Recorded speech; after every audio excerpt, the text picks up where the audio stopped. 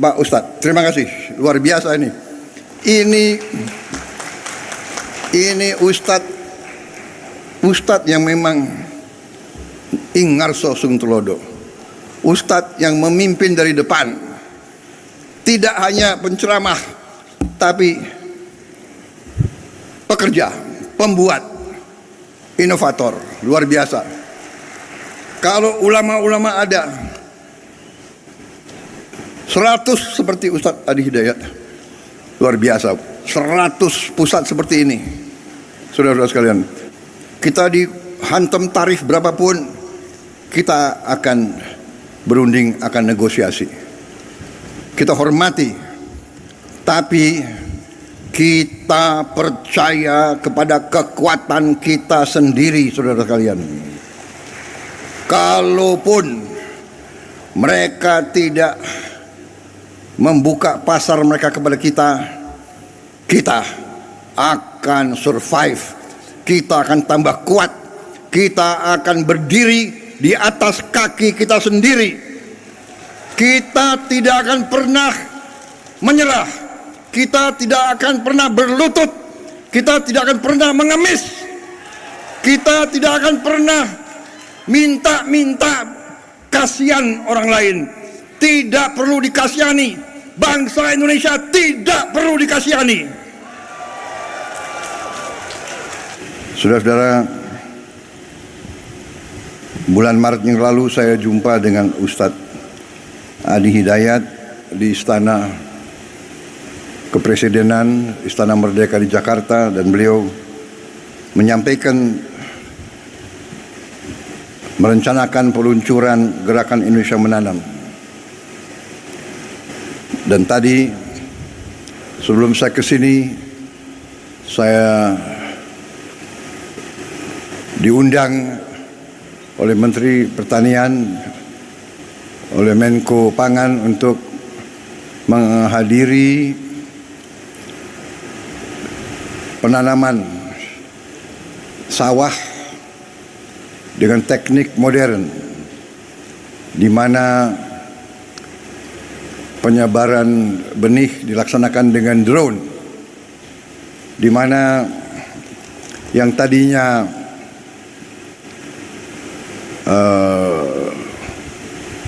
satu hektar membutuhkan 25 hari diolah. Kalau pakai cara tradisional, sekarang kita bisa mengolah 25 hektar dalam 1 hari. Dan tadi di tempat tadi, menurut gubernur, itu adalah tempat buaya, adalah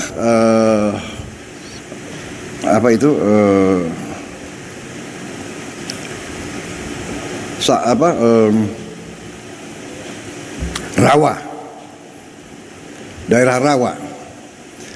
Tapi sekarang ini akan menjadi lahan sawah 100.000 hektar.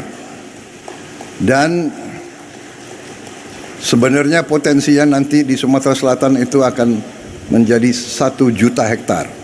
Di Sumatera Selatan saja. Dan sebagian besar itu adalah rawa, daerah lahan-lahan yang sekarang tidak produktif. Saudara-saudara sekalian, kalau waktu berapa saat yang lalu saya koreksi, tidak berapa saat yang lalu, dari sejak ratusan tahun bangsa kita, rakyat kita selalu mendambakan ketahanan pangan. Ratusan tahun rakyat kita mendambakan gemah ripah loh jinawi. Artinya cukup pangan, baru cukup papan dan cukup sandang. Tidak ada peradaban yang bisa hidup tanpa pangan. Tidak ada negara bentuk apapun yang bisa berdiri tanpa pangan. Hal dasar ini banyak dilupakan oleh elit-elit yang pintar-pintar, tapi lupa dengan hal-hal yang paling dasar. Belajar jauh-jauh ke negara lain, tapi tidak faham di mana letak fondasi, landasan berdirinya suatu masyarakat, suatu peradaban. Hari ini saya sangat gembira melihat bahwa kita sekarang membuktikan kepada seluruh rakyat, membuktikan kepada semua elit Indonesia yang sebagian kecil tapi vokal, yang merasa dirinya sangat pinter, tapi pada dasarnya pinternya hanya pinter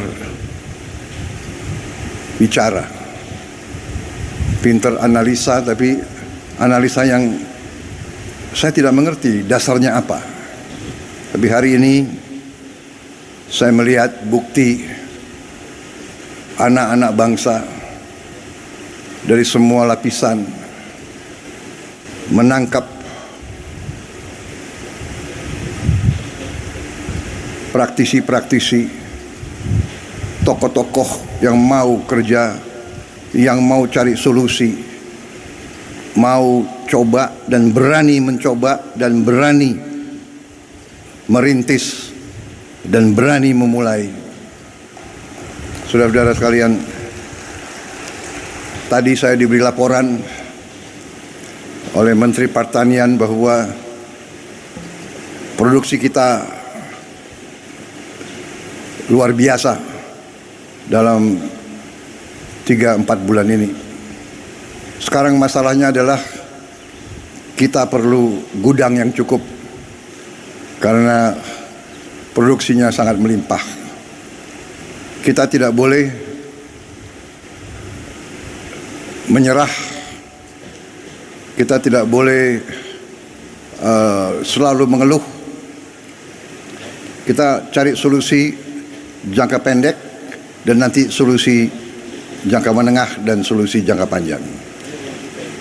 Jangka menengah saya telah minta semua unsur BUMN, TNI, Polri untuk turun tangan, dan saya akan siapkan biaya khusus untuk bangun gudang-gudang improvisasi, gudang-gudang sementara yang tidak terlalu mahal. Gunakan lahan-lahan TNI, Polri, dan pemerintah yang ada. Pokoknya setiap hasil petani-petani kita harus bisa disimpan, bisa diamankan untuk digunakan sebaik-baiknya oleh bangsa kita. Saudara-saudara sekalian, dengan perhitungan bahwa kita sudah sangat cukup produksi kita, ada beberapa negara yang sudah mendekati kita. Saya dapat laporan dari Menteri Pertanian, Menko Pangan, beberapa negara minta agar kita kirim beras ke mereka. Saya izinkan dan saya perintahkan kirim beras ke mereka, dan kalau perlu atas dasar kemanusiaan kita jangan terlalu cari untung besar. Yang penting ongkos produksi plus angkutan plus administrasi kembali. Kita buktikan bangsa Indonesia sekarang menjadi bangsa bukan bangsa yang minta-minta, tapi bangsa yang bisa membantu dan memberi bangsa lain. Ini sesuatu yang membahagiakan saya, bahwa pada saat saya diberi kepercayaan menjadi presiden di tengah dunia penuh pergolakan, konflik, perang fisik, perang dagang, rivalitas, perpecahan. Indonesia aman, Indonesia sejuk, Indonesia bersatu. Saya bahagia hari ini ada seorang ulama, ada seorang ustadz yang visioner, pemikirannya luar biasa, yang terutama adalah ulama, pemimpin Islam, tapi yang wawasannya Pancasila, yang mengajak semua umat yang berbeda agama, semua umat walaupun berbeda agama dianggap keluarga sendiri, dianggap saudara sendiri. Inilah Indonesia, inilah Indonesia yang kita cintai, inilah Indonesia yang terus akan bangun, terus akan bangkit menjadi negara yang aman, yang damai, yang kuat. Saudara-saudara sekalian, apa yang dirintis oleh Ustadz Adi Hidayat dan tokoh-tokoh seperti Saudara Iwan Setiawan, ikhlas ya, kawan saya lama ini beliau,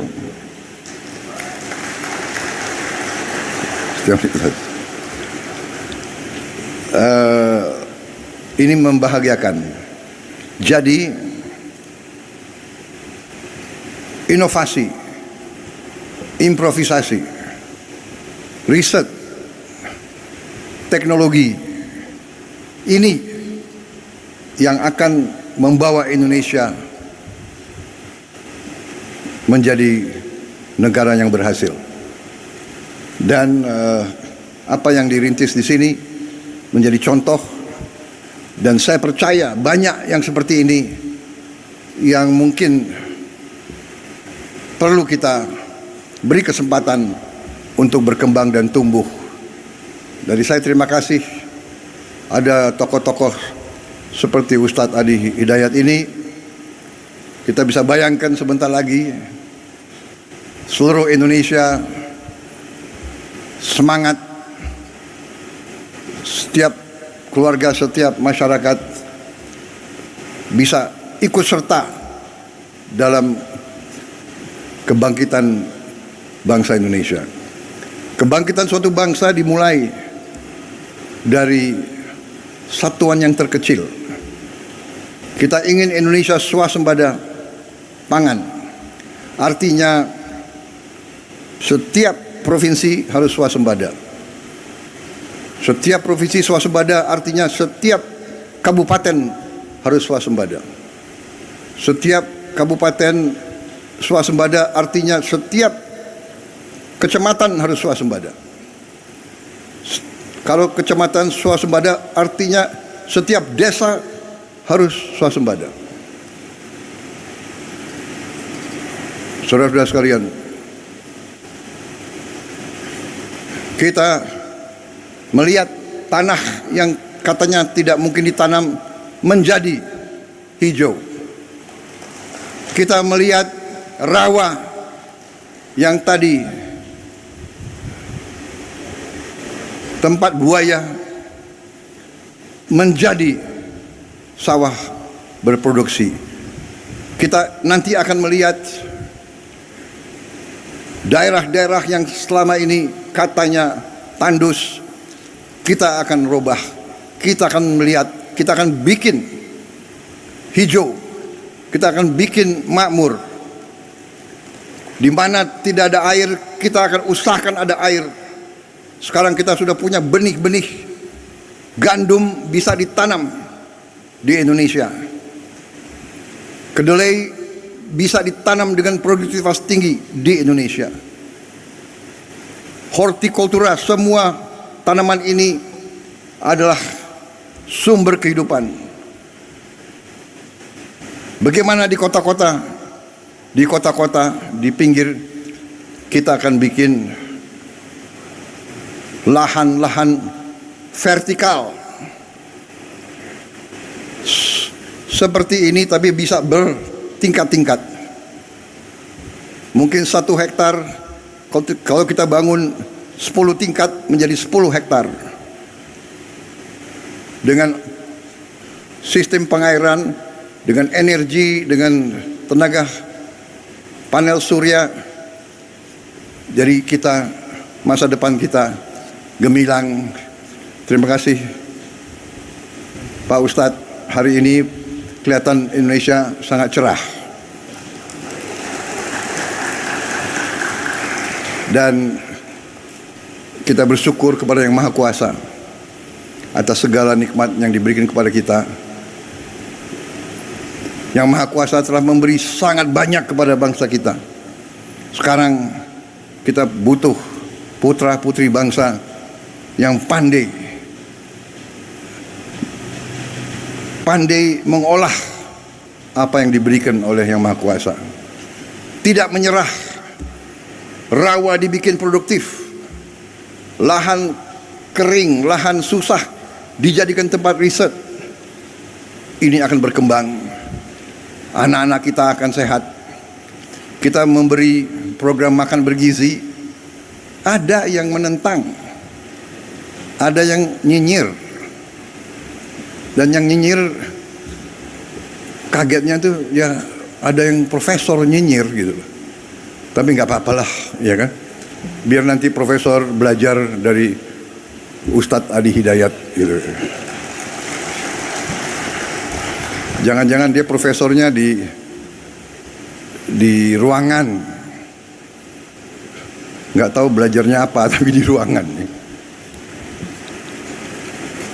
Kita mau yakinkan tidak ada anak Indonesia yang lapar. Kita mau yakinkan tidak ada anak Indonesia yang tidak tumbuh badannya karena kurang gizi. Yang jumlahnya itu cukup banyak. 25% dari 4 anak Indonesia 1 kurang gizi. Yang 3 mungkin ya pas-pasan. Saya kalau keliling, saya lihat di Timur Tengah gurun pasir, desert, nggak bisa ditanam. Tapi rakyatnya, anak-anaknya tinggi besar.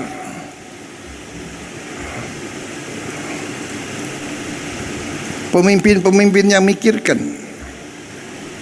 lahan yang sulit mereka jaga, sumber air yang sulit mereka jaga. Kita harus menghilangkan kelaparan dari bumi Indonesia. Ada yang mengatakan, oh yang penting ibu hamil yang dikasih makan. Ini pakar-pakar ini tidak belajar, tidak baca. Program MBG itu mulai dari ibu hamil. Mungkin satu-satunya negara di dunia di mana ada program ibu hamil tiap hari makan diantar ke rumahnya.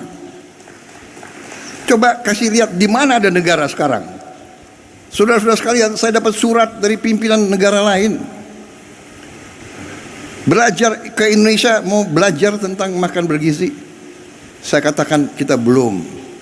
Nanti akhir tahun baru kita selesai semua. Tapi kita sudah mulai.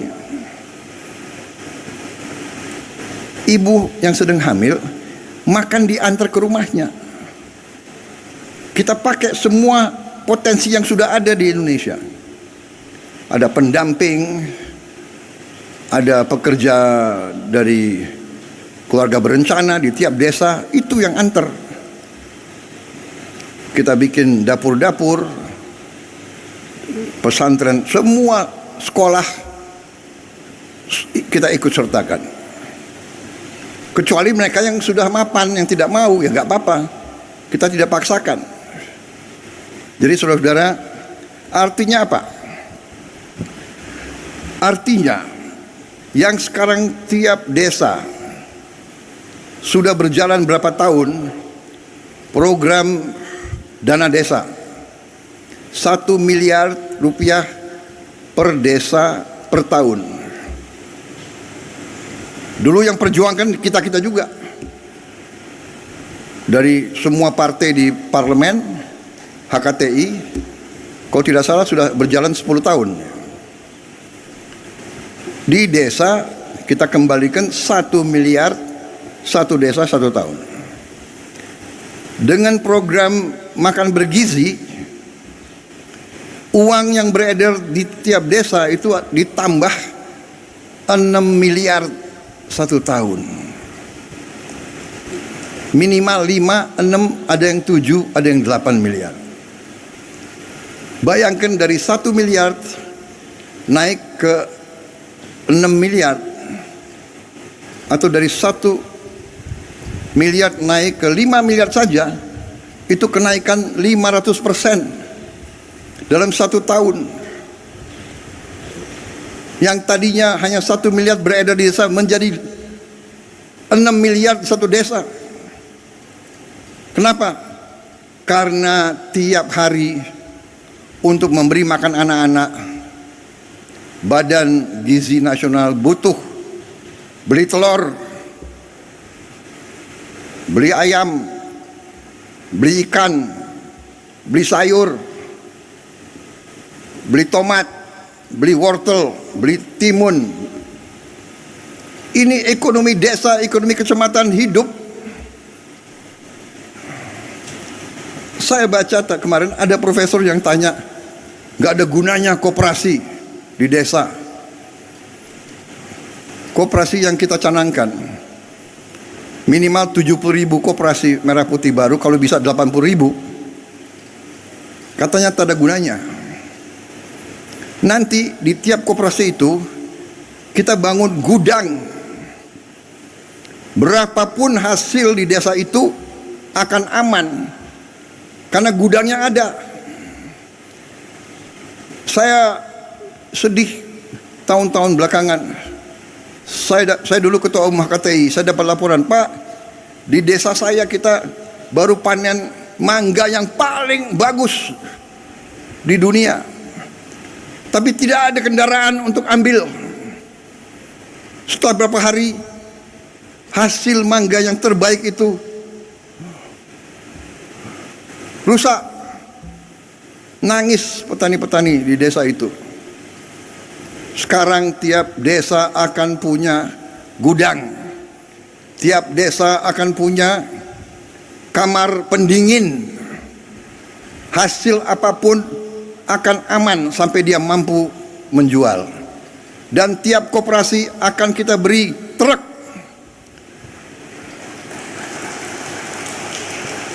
Minimal 1 truk, kalau bisa 2 truk.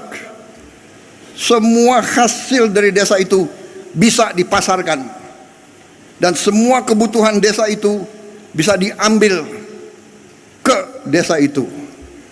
Ada profesor yang tanya, yang bilang tak ada gunanya itu koperasi.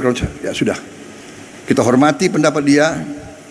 Nanti dia akan terbuka matanya, dan mudah-mudahan hatinya juga terbuka.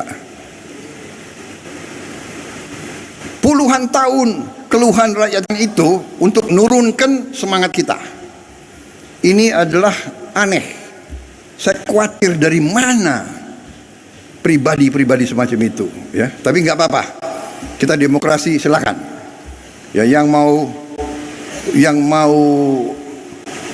menyerah silakan, yang mau nyinyir silakan, yang mau kerja, ayo sama-sama kita.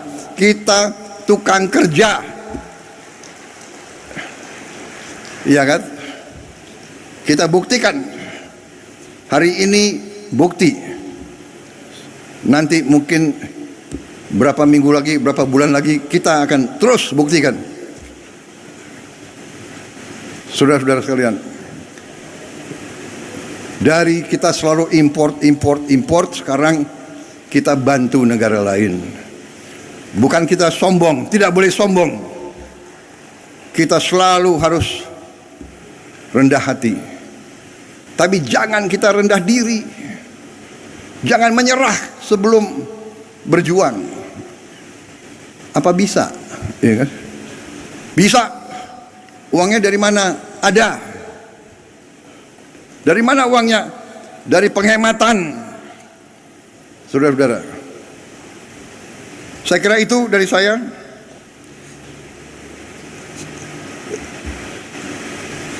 Jangan terlalu lama juga pengarahan saya, iya. Tapi saya lihat ini ada kopi di sini. Bagaimana? Tapi kita sekarang punya kemampuan. Kita akan menggerakkan ekonomi dengan kekuatan kita sendiri. Kita tidak akan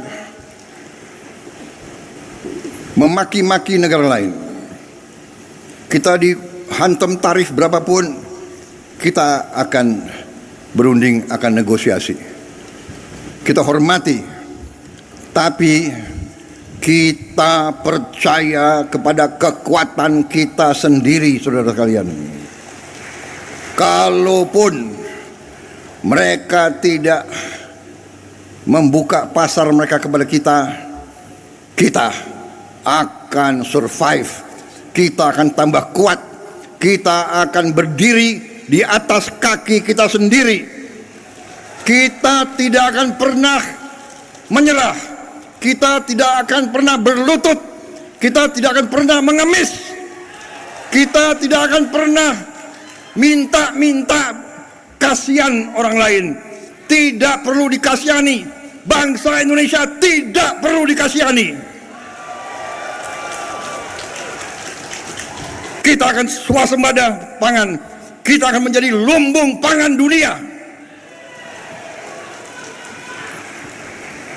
Dan kita akan punya kekuatan di segala bidang. Bersama saudara-saudara, saya tambah yakin. Hari ini, kadang-kadang nanti saya mau telepon dia. Pak, apa sih yang sedang saya pikirkan sekarang? Aneh. Terima kasih Mentan, terima kasih Gubernur Sumsel, Menko Pangan, Menteri Desa, terima kasih Pak Ustadz, terima kasih, luar biasa ini. Ini Ustadz yang memang ingarso sung tulodo, Ustadz yang memimpin dari depan, tidak hanya penceramah, tapi pekerja, pembuat, inovator, luar biasa. Kalau ulama-ulama ada 100 seperti Ustadz Adi Hidayat, luar biasa. 100 pusat seperti ini, saudara-saudara sekalian, bersama TNI, bersama Polri, bersama teknokrat, bersama mahasiswa, bersama pemimpin ulama, pemimpin agama lain. Mari kita maju membuat Indonesia terhormat. Masih banyak kegiatan kita, masih banyak PR kita, ya. Nanti saya akan kumpulkan gubernur, bupati, wali kota. Kita ada masalah lain yang penting. Produksi harus bagus, kelaparan harus hilang, kemiskinan absolut harus kita hilangkan, rakyat yang di bawah harus kita berdayakan, pendidikan harus kita perbaiki, tapi juga kebersihan lingkungan. Kita harus perang lawan sampah, dan kita harus buat tiap desa, tiap kecamatan, tiap kabupaten kita harus bikin bersih, asri, indah. Nanti kita pikirkan bagaimana caranya. Nanti gerakan Indonesia Asri, selain menanam, kita harus bikin Indonesia gerakan asri. Kita robah wajah Indonesia. Seng-seng yang bekarat, kita pikirkan bagaimana kita robah Karena warna karat itu bukan warna kebangkitan. Nanti kita minta dari kampus-kampus inovasi, bagaimana kita robah, kita bantu rakyat kita. Pembangunan rumah, renovasi rumah akan kita jalankan. Saudara-saudara, saya kira itu dari saya. Terima kasih undangan ini yang saudara berikan kepada saya, membuat saya tambah semangat, dan kita pacu pekerjaan kita untuk rakyat Indonesia. Optimis, saya lihat tadi wajah petani kita, wajah pekerja-pekerja kita, petugas pemerintahan, semuanya bersatu. Ini benar, kita bekerja sama. Indonesia bersatu, Indonesia incorporated. Pengusaha, ulama, petani, teknokrat, akademisi, profesor yang mau kerja, profesor yang cerdas, profesor yang cari-cari. Jadi manusia itu ada dua macam. Manusia yang lihat kesulitan, atasi. Ada lagi manusia yang lihat kesulitan, kesulitan. Nunjuk kesulitan itu enggak atasi kesulitan. Kita mengerti kesulitan Indonesia, kita mengerti rakyat perlu pekerjaan, kita mengerti. Ini yang sedang kita kerjakan. Saya kira demikian ya saudara-saudara. Sekali lagi terima kasih. Semoga Tuhan Maha Besar senantiasa menyertai kita sekalian dalam pengabdian dan perjuangan kita untuk bangsa dan rakyat Indonesia. Wassalamualaikum warahmatullahi wabarakatuh. Salam sejahtera.